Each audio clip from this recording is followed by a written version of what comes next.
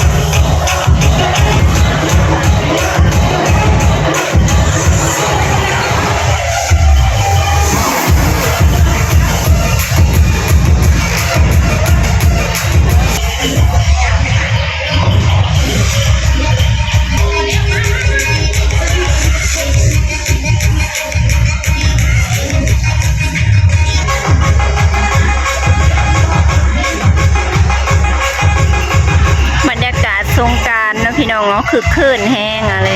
ไม่แต่เสียงตู่อันนี้โบแมนบอนเดียวเนาะที่เปิดนะคืออยู่ในทางจุดทางนั้นก็เปิดทางนี้ก็เปิดเนาะแล้วก็จะเป็นทางขางเนาะพี่น้องซอยทางหลังนี่ซอยไปนี่ก็เปิดเนาะ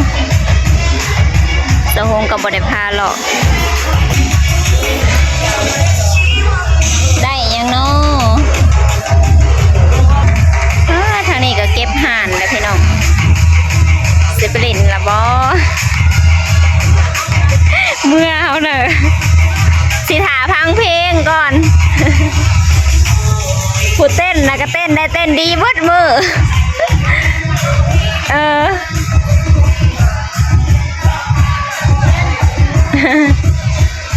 เต้นอยู่3 มื้อเลยพี่น้องเอ้ยเต้นอยู่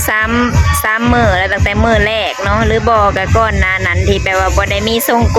กรานต์บ่ได้มีปีใหม่อ่ะเขาเจ้าก็เต้นแบบนี้ คือแบบมักม่วนเนาะ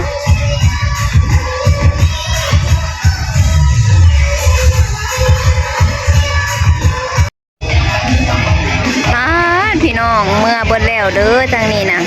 เหลือแต่เสาหงเนาะตอนนี้ก็สิเก็บห่านก่อนหอดเวลาเมื่อแล้วพังเพลงเบิดมือมื้อนี้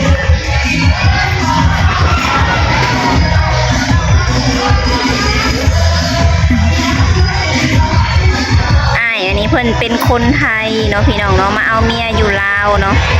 ก็เลยได้เป็นพ่อค้าซะเพิ่นก็มักม่วนเนาะบ้านเพิ่นบ่ฮู้ว่าอยู่ทางใดน่ะสิพูนทางนั่นกู เพิ่นเป็นคนไทยคนอีสานนี่แหละ เพิ่นได้เมียเป็นแม่ค้าเนาะเพิ่นก็เลยได้เป็นพ่อค้านำกันเลยกินตั้งแต่มื้อวันที่11 12จนหอดปานนี้มื้อนี้ก็วันที่15แล้วทาแป้ง ก็คือแบบว่าสนิทกันเนาะเพิ่นกันหยอกแบบปลิ้นม่วนกันพี่น้องเอ้ย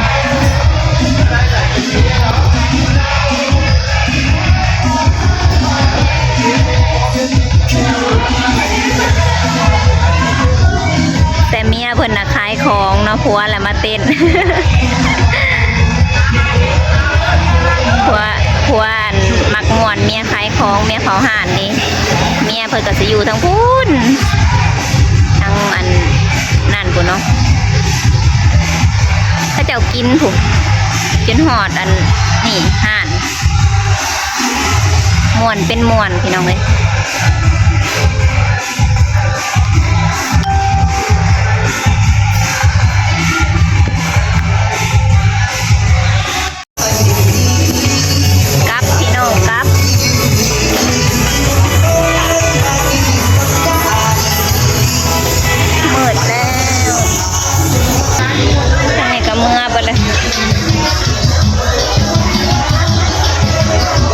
แต่เสียงตู้พี่น้องเอ้ยสำหรับคลิปนี้ก็ขอลาไว้เพียงซ้ำนี้เด้อ